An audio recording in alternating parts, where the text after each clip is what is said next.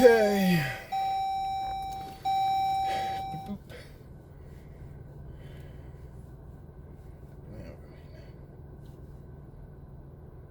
You. The money up.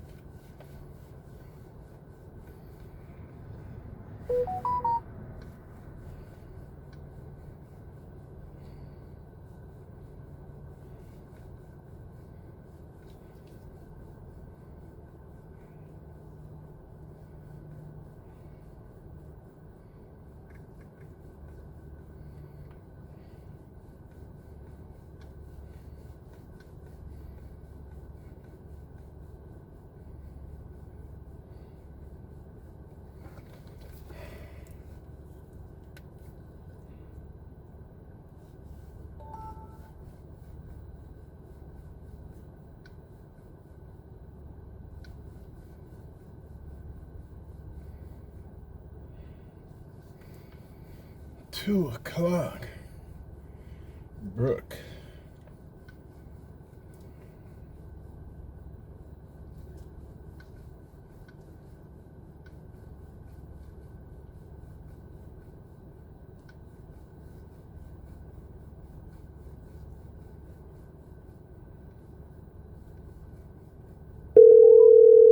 Your call has been forwarded to voicemail. The person you're trying to reach is not available. At the tone, please record your message. When you have finished recording, you may hang up.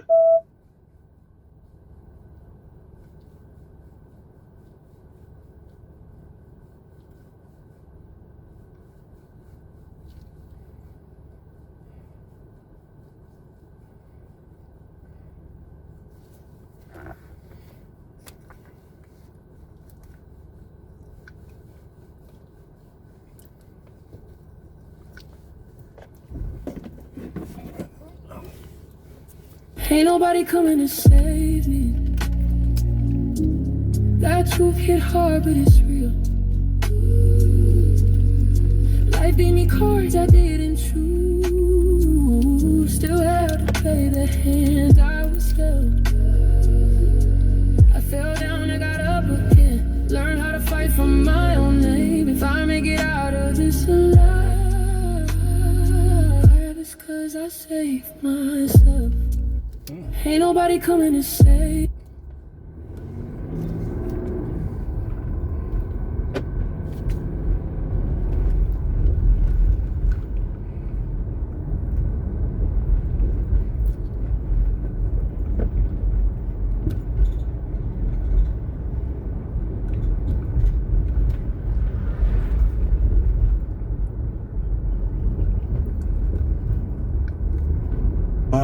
In other parts of the world, mostly with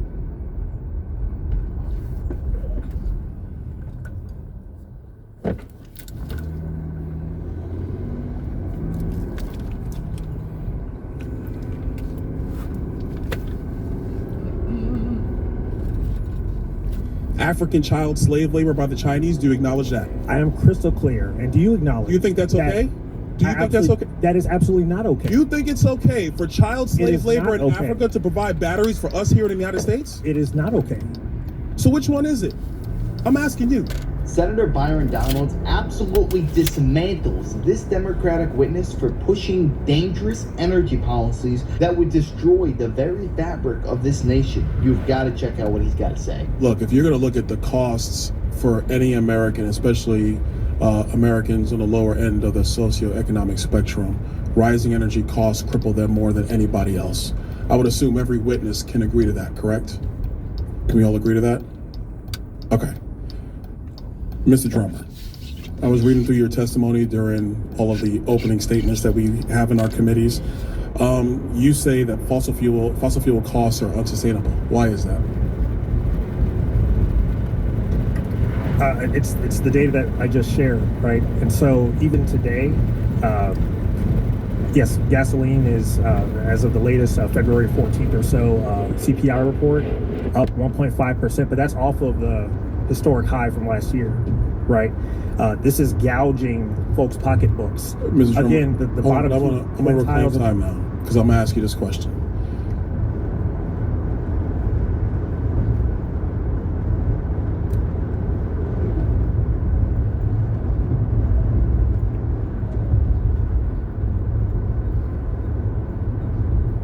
fossil fuel costs more expensive in the United States just because of the cost of actually drilling for and refining fossil fuel products? Or is it also because of government regulation with respect to fossil fuel products? The bottom 2 quintiles of earners pay 15 to 25% of their income. But I'm asking you what makes it more expensive. Is it just purely the procurement costs of fossil fuel, or is it also the regulatory burdens on fossil fuel? It is the global fossil fuel market that we do not control. When there is chaos happening in Europe and Ukraine because of Russia's invasion, okay, but that hits American Mr. Drummer, people have been drilling for oil and using gasoline long before Vladimir Putin went into Ukraine. We've seen rises and falls in gasoline prices. But let me ask you this: you say in your statement that renewables are actually the most cost-efficient form of energy. That's what you say in your statement. Is that because renewable energy is largely subsidized by most nations in the world, or is that because the actual per unit cost is being borne by the consumer? Is it the subsidy, or is it the full cost? What makes it most cost efficient? This is a great point you bring up, Representative, because actually fossil fuels are heavily subsidized, more so than renewables right now, and still renewables are more price competitive. I'm not sure what you're talking about, Mr. Drummer. You need to go back and check your facts. I'll be happy to share the data with you. Real quick, I want to move on to a couple things. Do you think we need more refineries in the United States, yes or no? Absolutely not. So you do realize that without more refineries in the United States, the cost of fuel for all citizens, especially those at the lower 2 quartiles of the socioeconomic spectrum, are going to suffer as a result. You do realize that? Fossil fuel markets are a global market. We do not control the price of oil in the U.S. But you do realize, cannot drill our way out of energy. You do realize that the supply of oil that goes to refineries in the United States, if you limit the capacity of refineries or continue to not allow them to expand or to actually get the necessary maintenance, they're going to have less output capacity in the United States, which means all the products we use with fossil fuels, not just gasoline, the very glasses you wear, the very contact lenses I'm wearing, those are derivatives of oil and petroleum as well. So you do realize that by not allowing for new refineries, you're going to increase the costs on the very people we're all trying to help? I think, again, we're talking about energy security. Well, I would agree. This is energy security. Right. Because if you want to make sure that the costs for the people who have to buy product, poor people, they don't have escape velocity. You know what I mean? They don't have that. So is it prudent to not allow for the things necessary to keep costs low in the name of the Green New Deal? Is that prudence? It is imprudent to double down on a losing strategy of drilling our way to energy security. It's not possible. Mr. Drummond, do you realize that America was energy secure? Literally 4 years ago, America was energy secure. America was not energy secure 4 years ago. Mr. Drummond, do you not acknowledge the fact that we were exporting oil to other parts of the world in the United States? We were exporting. Absolutely. We were exporting 4 years ago gas last year when prices were going through the roof. It did nothing for domestic consumers of that natural gas. This is a global market, and to insulate American households and our country from all the vagaries and chaos of the world, the best thing we can do, the most prudent thing we can do, is invest in batteries, Mr. Drummond, renewables. Let me jump to batteries our real energy quick because I'm running out of and time. not be reliant on any global Mr. supply Drummond, chain. we're playing my time. Batteries are made up with elements.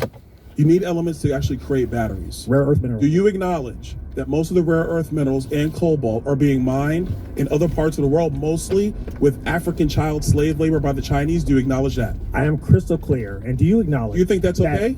Do you think that's okay? That is absolutely not okay. You think it's okay for child slave labor in Africa to provide batteries for us here in the United States? It is not okay. So which one is it?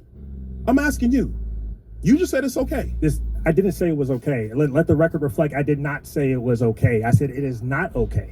Well, let me set the record straight because I'm over my time. I don't think it's okay. I think it's wrong, especially and I agree with you, considering that it's not okay. that fossil fuels provide more than enough than what we need for our economy to survive by yield. Do acknowledge that was the reason for the construction and the development, the advent of the Strategic Petroleum Reserve, right? You'll acknowledge that, right? Yes. And do you know what precipitated that?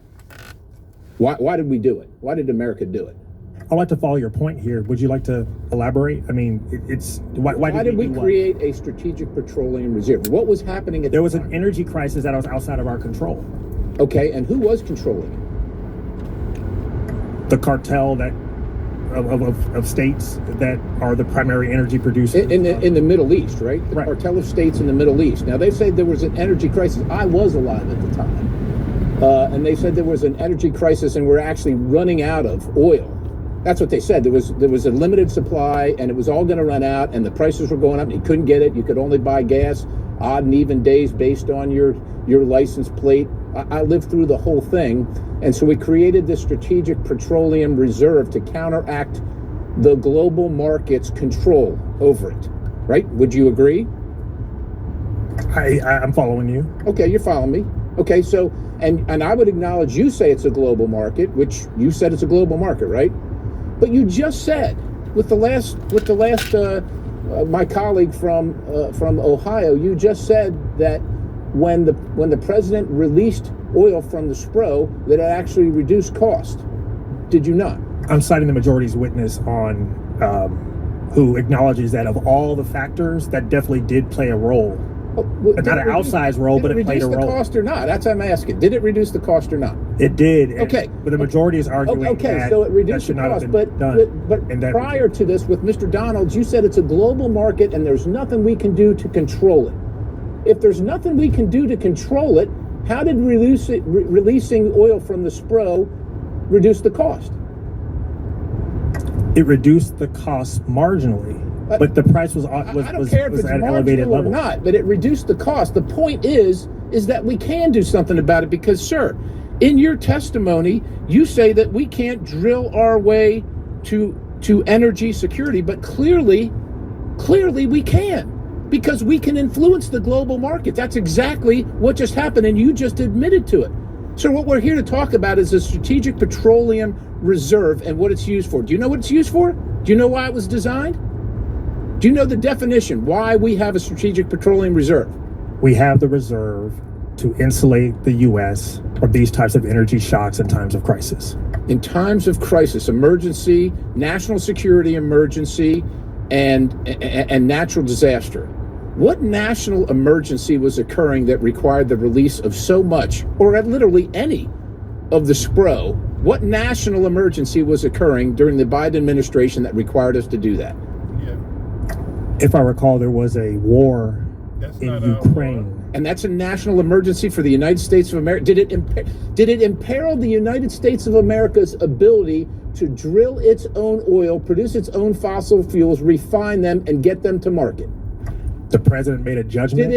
Just answer that question. The war in Ukraine was driving up costs for oil to the extent to which it would mandate or even lead him to make the decision to make the release. Was it an emergency? It was a global energy crisis. This is well established. Are we? No, it's not, sir. You can't say it was well established when it's not well established. You also say record costs in reclaiming my time. Globally, what established facts do you have? You say that wind and solar are by far the most cost-effective sources of energy on the planet, and you say it's an established fact. What are those established facts and who established them? I invite you to read the footnote and source for that claim. Well, just tell me. This is your testimony. You just tell me and tell us what the established facts are. Renewables, particularly wind and solar, are the most cost efficient and cost effective means of producing energy on this planet. Says who? Says who? Says physics. No. Who's the person? Says engineers. Cite the study, sir. Give me a moment. I'm going to look at the report that I cited and give you the name of the report. Sir, have you ever worked in the energy securities market? I have worked at the grassroots levels. I have worked at the national level. The energy securities market. Have you advised? I have not worked in the energy securities market, but it doesn't take an energy trader. Sure, you've got as much experience as I do, and I pump gas for a living. That's take an energy trader. We all experienced firsthand the dangers of a bad energy policy under Joe Biden from 2021 to 2025. At a club, I was out. I was going to go meet someone. They were being petty to send their address. So I made a stop in Miami, which is it's like considered like up north area. So I made a stop in up north area, the city area. I seen someone that I've been texting, been talking to somewhat, and when I got out of my car, I knocked on the window, he opened the car. Yeah, they take so long to tell you nothing.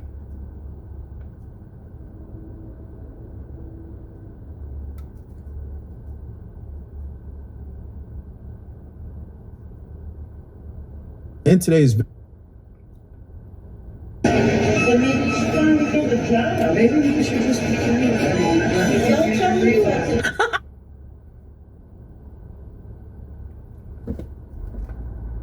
you homophobic? No, seriously. You're such an absurd I thought you would human say, being. of course I have gay friends. You're just such an absurd being. First off, My question to you is, and because people think that you are you anti-Semitic? no, I'm not anti-Semitic.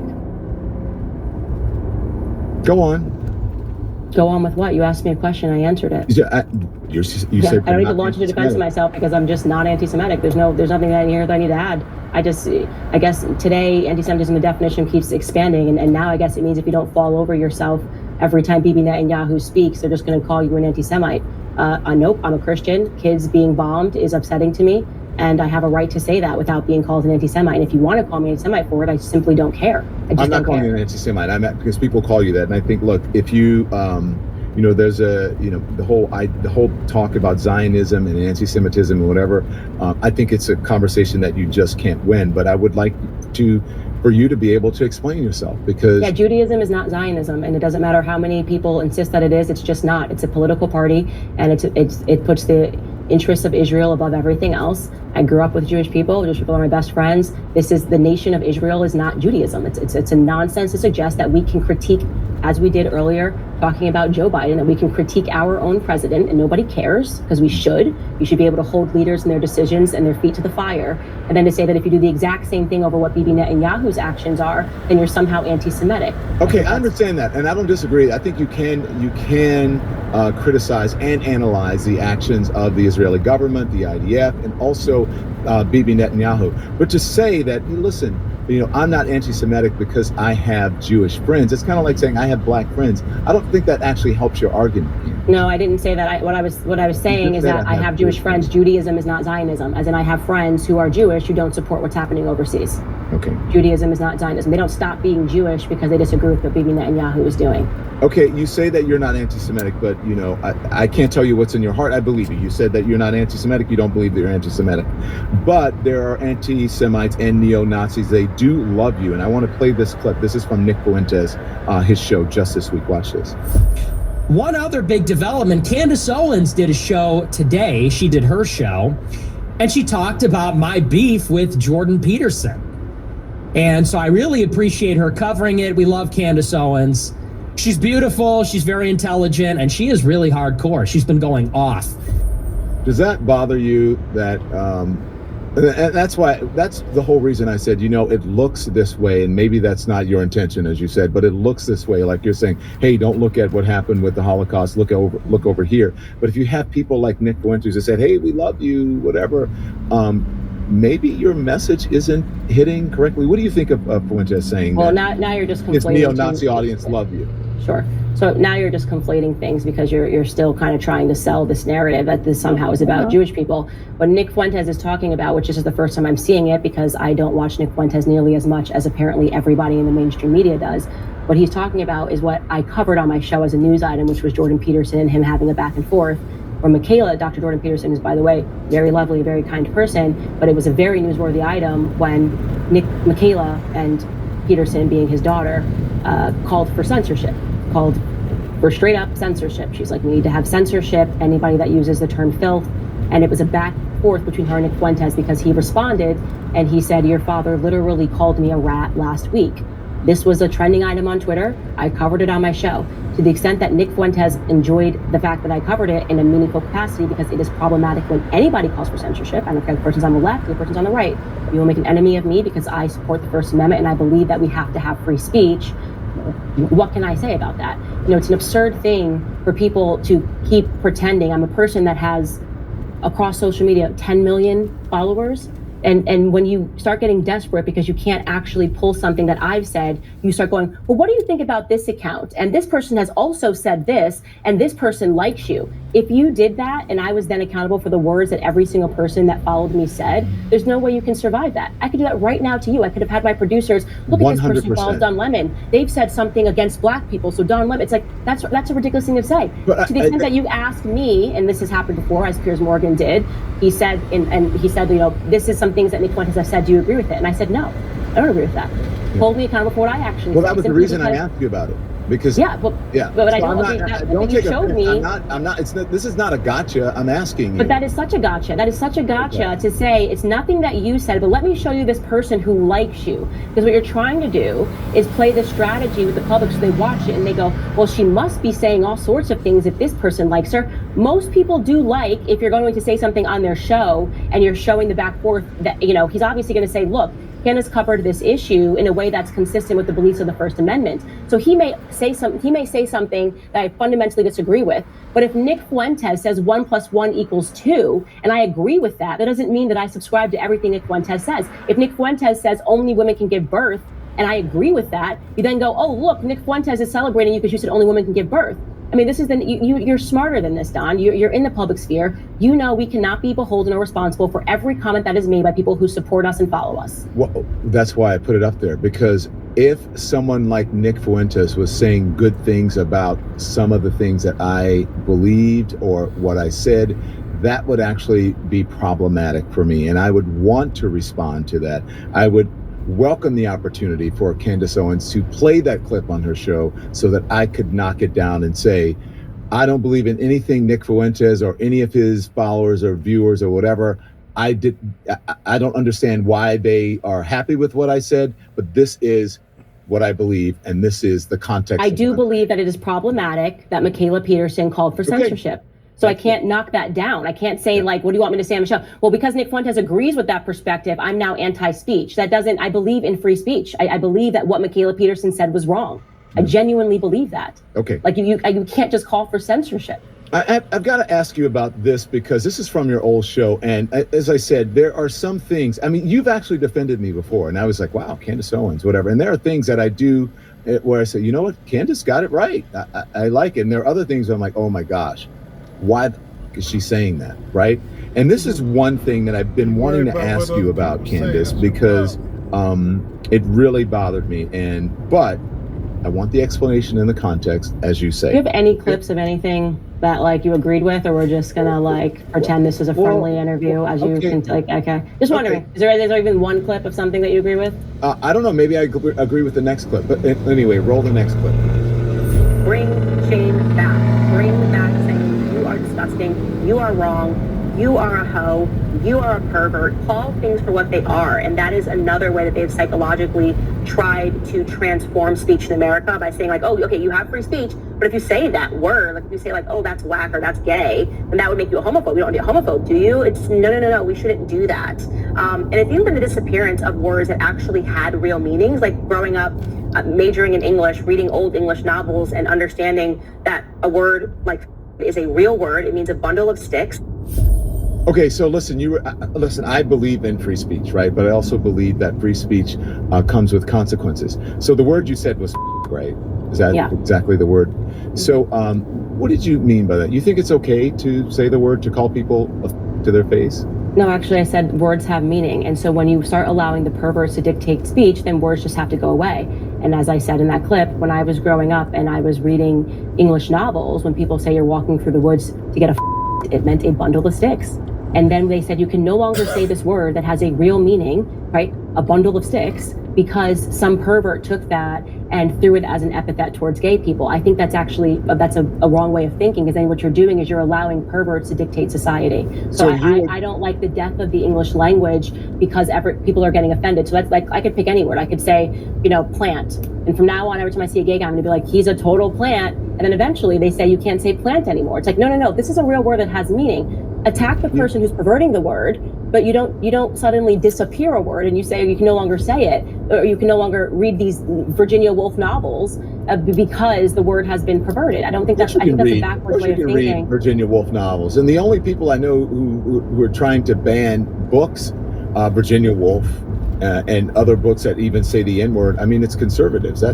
That's who's trying to do it. I don't think that you should be banning books. But I do know, Candace, that language evolves over time. And when people say that word to me, they're not calling me a cigarette. They're not calling me. Obviously, that's the point. It has a context. So if you want to punish that person because they're saying that offensively, that, you know, if you feel that this person, but it's not fair to then say to everybody else who's not using that word, that this word has now been banned. I just think that's ridiculous. You know, that's my point. You think people? Like, I don't think you can suddenly say go backwards and delete words that had real meaning because someone has perverted it, because then it never stops. It just becomes constantly having to update the language for people's feelings. And I don't think that we should be doing that. So you would never call me a my face, right? Well, why would I just randomly call you a I'm just meaning. Have you ever seen the Louis C.K. skit on? Have you ever seen the Louis C.K. skit on? No, I like Louis C.K., but I don't think I've ever seen a skit on. You should watch it. Yeah. No, but you would never call like a gay person that to their face. That seems like an absurd. Like, what? No, of course, I'm not just going around. I'm a 35-year-old mother. I don't go around being like, "Hey, you're." It's just like, I'm not 18 years old. Like, I'm not going around calling people names, period. I wouldn't go up to a fat person and call them names. It's just like it's an absurd thing to be going around pointing and calling people names because I don't like them. I would no. So the answer is no. I would not. Do you use the N-word? No, I don't. No. Okay. Mm-hmm. Here's something interesting that we may have some common ground on. Okay. But what do you think about same-sex marriage? It's a sin. You think it's a sin? So you think I'm sinful? What's that? You think I'm sinful because I'm married to a man? Yeah. You do? Yes, you're sinning. You are in a sinful relationship. I actually don't believe marriage can be between two men. So I don't. But you understand, though, Candace, and maybe we're not going to agree on this now. I thought we would. Do you understand, though, that the same Bible verses and the same scriptures that are used to call same-sex marriage sinful are used to call interracial marriage sinful as well? And so there are people who would say that you are in a sinful marriage.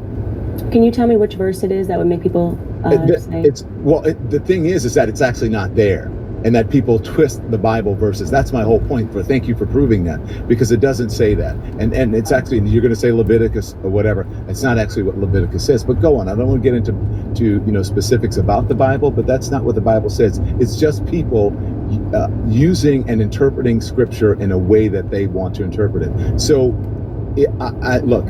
You can believe whatever you want to believe. I don't believe that I'm in a sinful marriage, but there are people who believe, Candace Owens, that you are in a sinful marriage because you are in an interracial marriage. And I say that as someone who is in an interracial marriage, so I am doubly sinful. Yeah, I've never heard anybody make a biblical argument against people being married that are black and white. So that's why I said, can you just tell me what verse that was? Sodomy is obviously a sin, but I've never heard a biblical argument. I'm happy to learn. I honestly, I'm happy to learn. Sodomy is not just for gay sex, right? You know that, right? Sodomy is. Yeah, it's a sin always, by the way. Yeah, it's a sin between, it can be a sin between heterosexuals as well. Yes, that's correct. So, okay, but you've never heard that interracial marriage was sinful?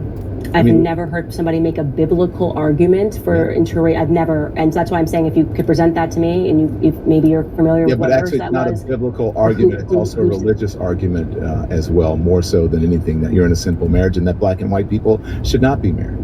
I mean, I'm obviously very aware that people could think that ideologically, but I've never heard that biblical argument made ever in my life, and I'm happy to be proven wrong here. But I think you made that up on the spot there. So by saying that, no, I didn't actually, but by saying that you believe that I'm in a sinful marriage, does that mean, though, that I should be discriminated against?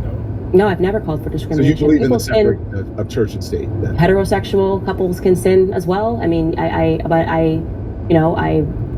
hope that you deal with that. I want you to be Christian and to understand why it is that sodomy is a sin and what else it yields in society.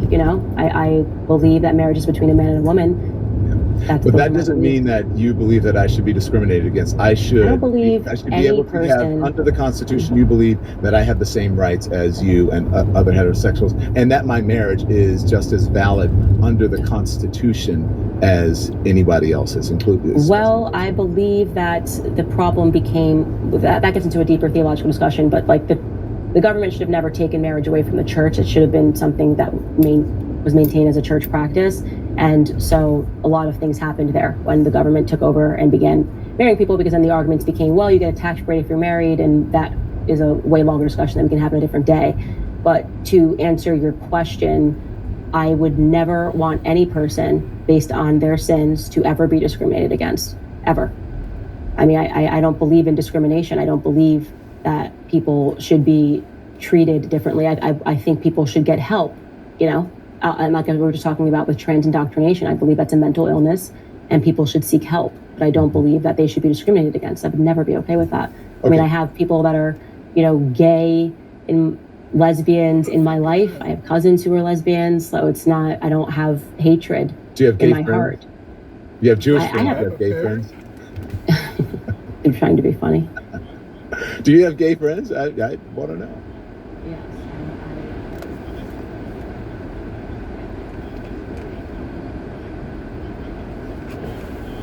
Hey, that's Tyler Perry? Is that Tyler Perry? No?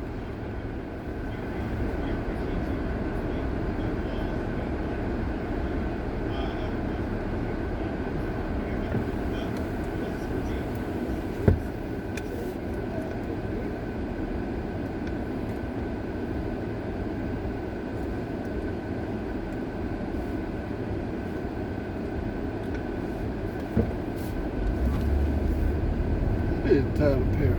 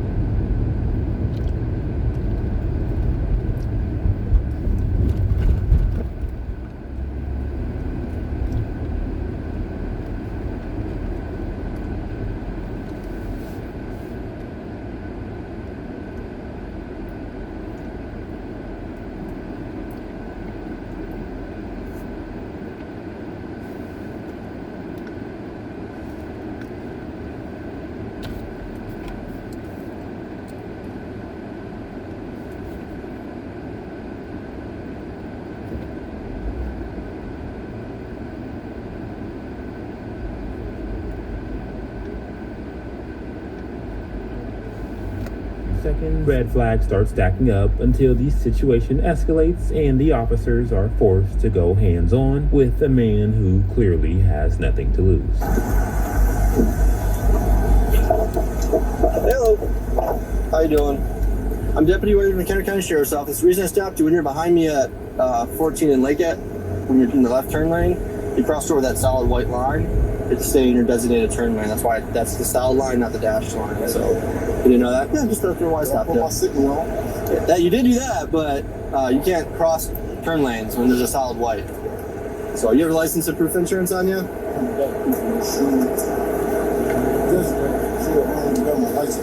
You don't have your license on you? Where's that at? I gotta go to the DMV. You lose it or something? Or? Yeah, I lost it. You lost it? Okay. Do you have insurance or anything for the car? Not yet. I was getting it. You don't have insurance on it either? Oh, that's my phone. Let me call my little brother. I know you're talking about. Okay. Whose car is this? It's my brother. Your brother's car? Yeah. Oh, okay. Do you have a valid license though? Yeah. Oh, what's your name? What's that? CVB. Cedric? And your last name? And what city? Hazelcrest? What are you doing out here?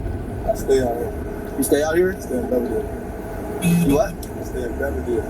Belvedere? Oh, okay. What do you do out there? I work. You work out in Belvedere? Oh, okay. Hey. Where are you coming from today then? I was just about to see my homie. Seeing your homie? Where's that at? In Woodstock? Oh, okay. What time do you get off work today? 7. You got off at 7? Oh shit. It's an early day. Still at work. Oh, you're still at work? I thought you meant like 7 this morning. No. Oh. I was thinking about to the Candy and Go to Home Depot? Gotcha. Counting 652. You got paid 27 by name and duty. You mind just hopping out? I'll write you a written warning for that lane violation and we'll get you out of here.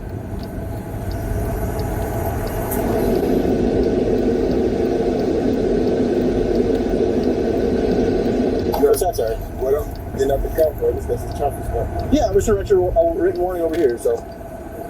Hey, Mario. What is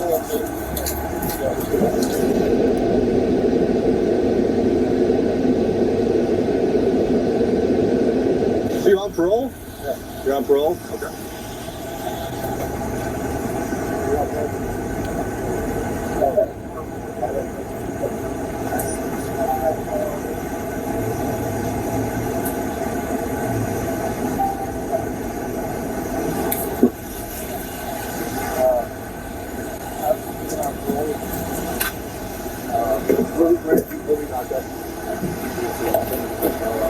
Obviously, being on parole, you're subject to search of the person.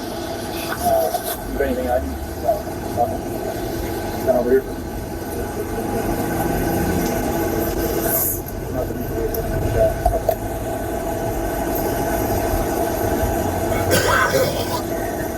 As you do, just be out for me and I'll go over here.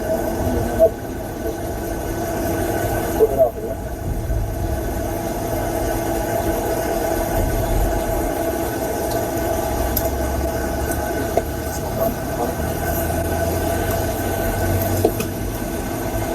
That's a lot of money. What do you do for work? I'm gonna go through this stuff at the Home Depot. I do not. I don't have it on it. Oh, What do you mean how?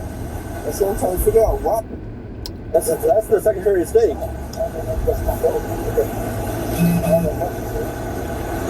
See your pants like that. Your actual pants. Between your pants and your underwear, it's just, I don't get no money, bro. so I'm in there. Bro, I don't have nothing. Shirts. I don't have nothing. Pull it out. Hand behind your back right now. Put your hand behind your back. Come on, you're gonna start down. I don't got nothing, bro. Stop. Stop. What's this? Spit it out. Spit it out now. Spit it out. Spit it out. I don't have nothing. I don't got nothing,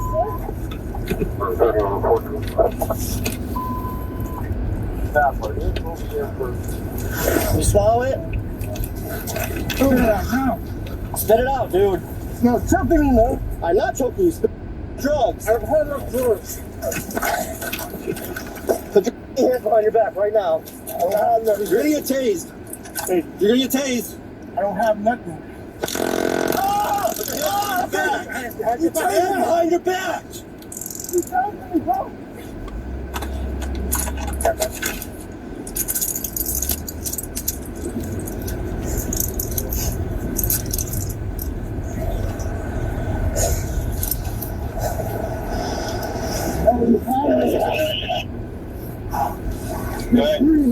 Sit there, dude. I can't breathe.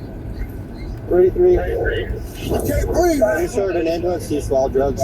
Stop. I can't breathe. I don't have nothing. Stop moving. Need an ambulance to the scene there. I don't have nothing. Get your hands out of your pants right now. They ain't in my pants. Yes, they are. Stop. He swallowed a bag. He's grabbing here, though.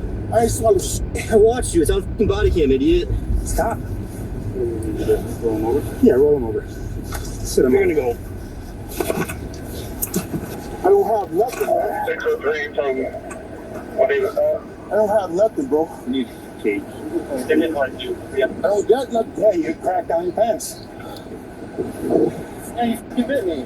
No, I didn't. Yes, you did. Put your nails in my mouth. Yeah, because you're swallowing a bag of drugs. I didn't have no drugs, bro. That is. Set him up, search him real quick. Yeah, I'm just gonna kick these off. I don't even got nothing, bro. Yeah, it's just crack. Oh, we don't have fentanyl in there. This guy. Yeah. Hey, let's make a deal, man. Oh. Yeah, wait for that now. Come on, man, please. No. Wait for that. You just bit me, swallowed drugs, and ran from us. That's not gonna happen. I didn't bite you. You had your mouth in my thing. Come on, man, please. Yeah, you bit down on me. Hey, I'll get y'all right now. I'll get you right now. Please, man. What else is on you? I don't got nothing on me. I just went to both covered bags. I get hacked. Please. It's too late for that, man. Whatever else you got on you. Yeah. I don't got nothing on me. We'll go find it. Okay. He can catch class 4 for obstructing gas. What did you swallow? I watched you, dude. And they're gonna put it. They're gonna go through your stomach and pump it out. You're already lying to me again. You said you didn't swallow anything. I watched you do it. No, not if you're gonna lie to me. Fuck it. You just did. Alright, so I get help. What does that have to do with you swallowing and lying to me? So is there more on you? we're gonna put you through a scanner. And they're gonna strip you down because you're going to the hospital. It's Of what? That's it. Let me read you something real quick first. All right. Let me read this to you. All right. Okay. Cheers. Let me read you this before we do anything. All right. You have the right to remain silent. Anything you say can be used against you in the court of law or other proceedings. You have the right to a lawyer. You have the right to a lawyer for advice before you ask any questions and have him with you during questioning. You cannot afford a lawyer and will be appointed to represent you before any questioning if you wish. You can decide at any time to exercise these rights and not answer any questions or make any statements. Do you understand these constitutional rights and advice you have? You do. Hold on. We got to get you some medical attention. Can we just bring him in just to get him in case whatever. Yeah. No, you're not getting your shoes right now. We're going to the hospital first. He swallowed a bag of drugs. No, we're not getting your money. Never. He had it in his pants, and then we were trying to arrest him, and he swallowed it. So. Okay. How much was it? It's a bag. It's a bag. How much is normally in the bag? 45. Okay. All right. Yeah. Once you get in there, we'll talk. Okay. I know what you're saying. I'll talk to you in there when it's a lot quieter. Okay. Cedric was eventually checked by EMS and booked into county jail. More details coming shortly, but the next suspect, who was a Domino's driver, went inside a store mid-shift, got helped by a cashier, then left, but not before hitting the cashier's car, plus a second vehicle. He did speak to the owner of the second vehicle, but quickly fled the scene before the cashier could come outside and talk to him. He hit their car first. So he hit their car. Hit their car. They swapped information. And then when they were walking in the store, there was another guy parked right here. I have their names and numbers. But So the first car, everything got taken care of. yeah, first car, everything got taken care of. Second car, yours. He backed into it, took off. We watched it on the camera. He took off and left. And before I got out here, I come running because the other girl that I work with was like, "Your car just got backed into." I mean, that's a piece of shit anyway, but still, you can't hit it and run off. Right. So he got it right here. It cracked that piece and then it busted right there. All right. Do you want a police report? I don't even know. So I can tell you what's going to happen is private property. Yeah, I know. So you're going to... And then it broke that piece. Okay. I shoved it back in there. Do you know who it is? He comes in here, he works at Domino's. It's an older guy. Okay. I just rang him out too. All right. Yeah, it came out completely ass backwards. So he hit one car, they exchanged the information and left.